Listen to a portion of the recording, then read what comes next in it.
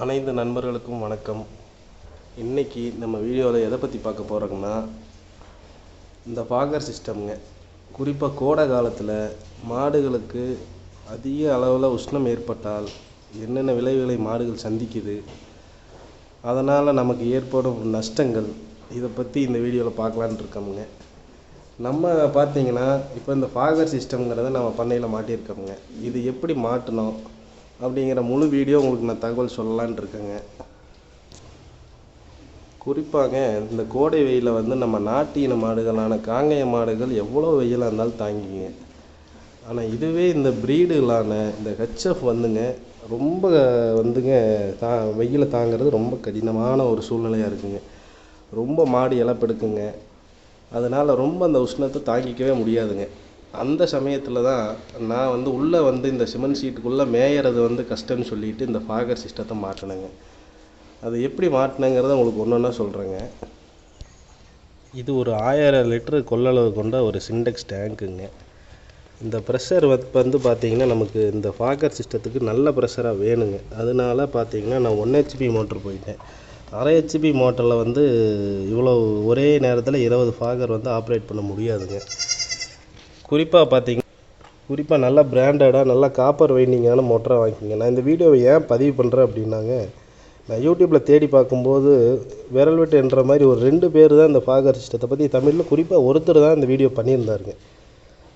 சரி, நம்ம மக்கள் என்னங்கிறத நான் எப்படி இதை மாட்டுறது, எப்படி இதை ஃபிட்டிங் பண்ணுறது, இது எல்லாமே நானாக தான் பண்ணினேங்க. இப்போ பார்த்தீங்கன்னா மோட்டரில் இருந்துங்க ஒரு 1 இன்ச்சு பைப்பில் இது ரிட்டன் வால்வுங்க. இதில் இப்படியே இந்த கண்டிப்பாக நம்ம என்னென்னா இந்த ஃபில்ட்ரு மாட்டுறது அவசியமுங்க. 1 இன்ச்சு ஃபில்டர் மாட்டுறது அவசியமுங்க. இது 1 இன்ச்சு பைப் லைனுங்க. அதிலிருந்து 16 mm லேட்டரில் நம்ம மேலே எடுத்துருக்குறோமுங்க. எடுத்துங்க நம்ம கோணூசியை வச்சு போட்டுங்க நம்ம இந்த ஃபாகரை மாட்டிக்கலாங்க. நான் பார்த்தீங்கன்னா ஒரு 3 அடிக்கு 1 3 அடிக்கு 1 மாட்டிக்கிறேங்க. கடையில் 5 அடி 6 அடிக்கு 1 மாட்டலான்னு சொல்கிறாங்க. இருந்தாலும் பார்த்தீங்கன்னா நான் 3 அடிக்கு 1 தான் மாட்டியிருக்கேன். இதுவே சரியாக இருக்குதுங்க. இதை விட ரொம்ப தூரமாக மாட்டினா கொஞ்சம் கூலாகிறதுக்கு டைம் அதிகமாக எடுக்குதுங்க. எனக்கு என்னென்ன நான் பிரச்சனையை சந்திச்சேனுங்கனாங்க, குறிப்பாக நம்மகிட்ட இருக்கிற ஹெச்எஃப் மாடுகள் ரொம்ப இழப்பெடுக்க ஆரம்பிச்சிதுங்க. அதனால் எனக்கு பால் குறைய ஆரம்பிச்சிதுங்க. நான் அது கொடுக்குற ஃபீடு பார்த்திங்கன்னா அதில் எந்த குறைபாடு இல்லை. டெய்லியும் நம்ம கொடுக்குற ஃபீடை கொடுத்துக்கிட்டே தான் இருக்கிறோம். ஆனால் பாலில் மட்டும் பால் குறையிறதுனால என்ன பண்ணலான்னு பார்த்தா, இந்த சிமெண்ட் ஷீட் கொட்டைக்குள்ளே நீ அடுத்து பார்த்தீங்கன்னா உள்ளே கீத்து தென்னந்தடுக்க வச்சு மேயிறது ரொம்ப கடினமாக இருந்ததுங்க. அதனால் பார்த்துட்டு தான் இந்த ஃபாகர் மாட்டுவோம் அப்படிங்கிறதுக்காக பார்த்தேங்க. இந்த ஃபாகர் பார்த்தீங்கன்னா இது நெட்டாஃபிம் கம்பெனியோடதுங்க.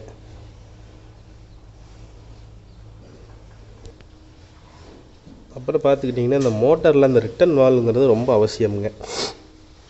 இப்போ இது மாட்டினதுக்கப்புறங்க நம்ம மாடு இந்த இழப்பு எடுக்கிறது ஒரு 5 நிமிஷம் 5 to 10 நிமிஷம் நான் இதை ஆப்ரேட் பண்ணனாலே ஓரளவுக்கு நல்ல கூலிங் ஆகிடுதுங்க.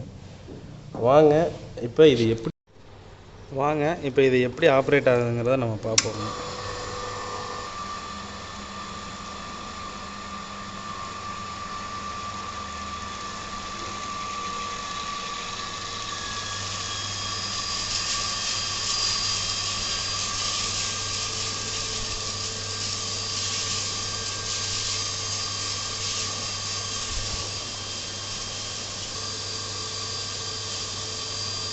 அப்படியே மாட்டோட முன்னாடி பின்னாடி வரைக்கும் நல்லா ஸ்ப்ரெட் ஆகிடுதுங்க.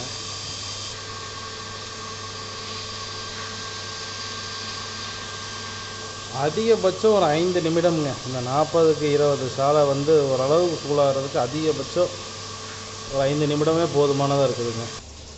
மறுபடியும் சொல்கிறேங்க, இதுக்கு தேவையானது பார்த்திங்கன்னா 1 HP மோட்டார். இது ஒன்று உங்கள்கிட்ட சிண்டெக்ஸ் டேங்காக இருக்கலாம், இல்லை நிலத்தடி தொட்டியாக இருக்கலாம். அதுக்கப்புறம் பார்த்திங்கன்னா இந்த 1 இன்ச் அவுட்லெட் பைப்புங்க. அது மெயினாக அந்த கேட் வால்ங்க. ஃபில்டர் கட்டாயமுங்க. அப்புறம் அதுலேருந்து இந்த 16 mm லேட்டரை யூஸ் பண்ணி நீங்கள் ஃபாகரை நம்ம மாட்டிக்கலாங்க. அடுத்து பார்த்திங்கன்னா இனி அடுத்து வர்ற வீடியோவில் நம்ம பண்ணையில் இருக்கிற கருவிகள் ஒன்றா நம்ம ப்ரஷ் கட்டுருங்க, நம்ம பால் கறக்கிற இயந்திரம், அடுத்து ஷெட்டு க்ளீன் பண்ணுற இயந்திரம், இதை பற்றி முழுசாக பார்க்கலாம். ஒரு கருவியை பற்றி நல்லா எக்ஸ்பிளைன் பண்ணுறேங்க. நான் எங்கே வாங்கினேன், அதில் என்னென்ன விளைவுகளை நான் சந்தித்தேன், அதை எப்படி நான் சரி பண்ணினேன் அப்படிங்கிறத நம்ம ஒன்று ஒன்றா அப்படி அடுத்து வர வீடியோவில் பார்க்கலாங்க. நன்றிங்க. மறக்காமல் நம்ம சேனலை சப்ஸ்கிரைப் பண்ணுங்கள்.